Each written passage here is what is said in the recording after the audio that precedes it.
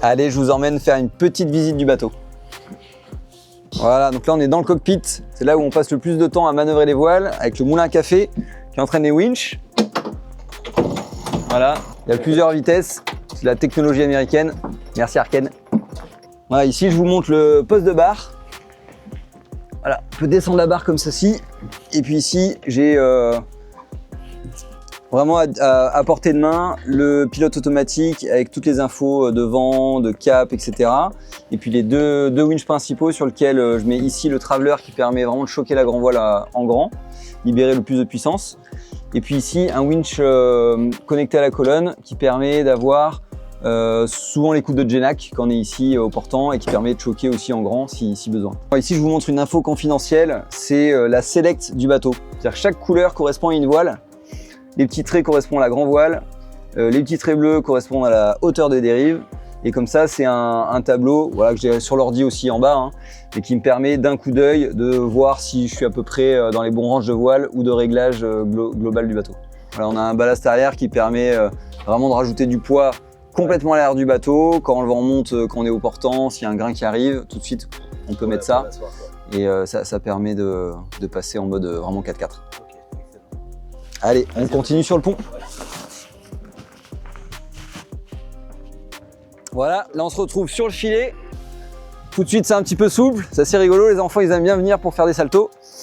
Voilà, et là on rejoint Diego qui est en train de faire la liste de chantier, la job list du bateau pour attaquer le chantier. On a 2 mois de travaux sur le bateau pour le remettre en configuration et venir naviguer à partir du mois de juin. Donc ici on est au pied de mât.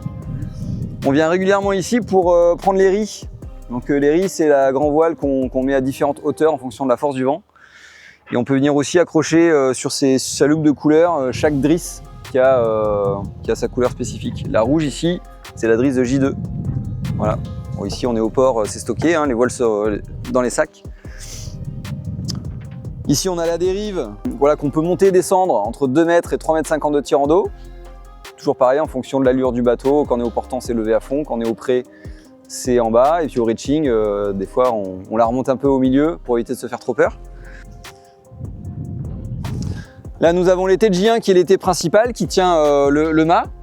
Et puis après on a 2 autres cadennes. Ici la cadenne de J2 et la cadenne de J3.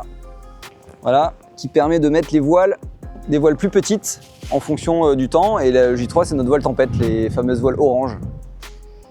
Et tout à l'étrave, on installe les grosses voiles de portant, donc Code 0 ou Genac. Là c'est des voiles de 250 m². Voilà, ici je voulais vous montrer un truc important.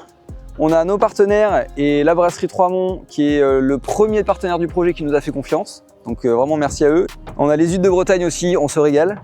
Et puis voilà, je voulais vous montrer cet autocollant qui a beaucoup de signification pour moi parce que c'est toutes les personnes qui ont participé au crowdfunding et voilà, qu'on embarque sur le bateau depuis l'année dernière pour la Transat Café L'Or et qui resteront avec nous pour vivre cette route du Rhum.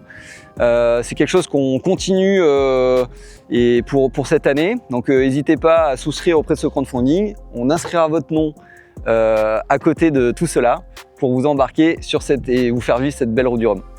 Et je vous emmène voir une dernière pièce qui est sur le côté là-bas, qui permet au bateau d'avancer hyper vite.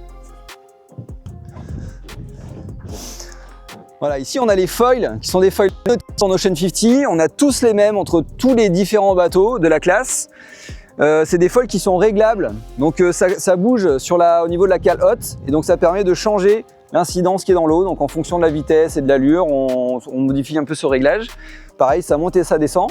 Et c'est des pièces qui sont fabriquées ici à Lorient, chez Lorima. Voilà, maintenant vous connaissez un petit peu mieux le bateau. Donc si ça vous dit de venir l'essayer en navigation réelle, et ben, je vous accueille avec plaisir ici au port de Carnevel à Lorient.